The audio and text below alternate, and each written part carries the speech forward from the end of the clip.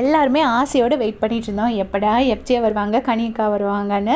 2 பேரும் வந்துட்டாங்க. கூடவே ஆதிரி அண்ட் சுபிக்ஷா 4 பேரும் வந்திருக்காங்க. ஸோ இப்போ என்னாச்சு அப்படின்னு பார்த்தீங்கன்னா, திவ்யா பார்த்துட்டு ஒரே குதி. ஆதிரியை பார்த்த உடனே இங்கே வந்துட்டு சபரிக்கு ஒரே ஹாப்பி. சுபிக்ஷா போயிட்டு ஹக் பண்ணுறாங்க. அப்புறம் கனியக்கா வந்துட்டு சும்மா எல்லோரும் சேர்ந்து ஒரு ஃபன் பண்ணி ப்ராங்க் பண்ணலாம் அப்படின்னு முடிவு பண்ணியிருக்காங்க போல இருக்கு. ஸோ கனியக்காவும் இவங்களும் யார் சுபிக்ஷாவும் 2 பேரும் விக்ரமை கொஞ்சம் கண்டுக்காத மாதிரி கை கொடுத்துட்டு போயிருக்காங்க.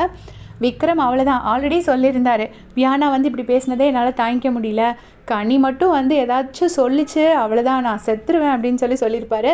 இப்போ அவர் தொட்டா அழுற ஸ்டேஜுக்கு போயாச்சு. ஏன்னா கனியக்கா வந்துட்டு சும்மா அப்படி ஃபேஸ் திருப்பிட்டு போகிறாங்க. அவங்களுக்கு அது வரவே இல்லை, அவங்க ஃபேஸ் கட்டுக்கு அது சூட் ஆகவே இல்லை அந்த கோவம். ஆனாலும் அப்படி கோவப்பட்டு போகிற மாதிரி போகிறாங்க. இந்த பக்கம் சுபிக்ஷா அப்படி கண்டுக்காத மாதிரி போகிறாங்க.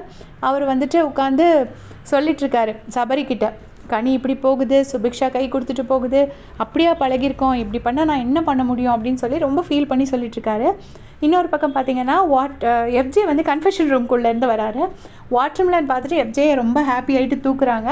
வாட்டர்மெலன் எஃப்ஜே எல்லாம் தரையில் உட்காந்துருக்காங்க. எதுக்கு அப்படிங்கிறது தெரியல, நம்ம லைவ் பார்த்தா தான் தெரியும். அப்புறமா கடைசி வந்து கனியக்கா சொல்கிறாங்க, வெளியில் போய் எல்லாம் பார்த்தா தான் அரோரா எல்லாமே புரியும் அப்படின்னு சொல்லிட்டு சும்மா ஃபன்னுக்கு அப்படி பண்ணுறாங்க. விக்ரம் அப்படி தனியாக்கி ஏமாத்துறாங்கன்னு சொல்லிட்டு பண்ணிகிட்ருக்காங்க. அவங்க ஆல்ரெடி வெளியில் வந்து இந்த இன்டர்வியூஸ்லாம் சொல்லியிருப்பாங்க, விக்ரம் தான் என்னோடய ஃபேவரெட்லாம் சொல்லியிருப்பாங்க.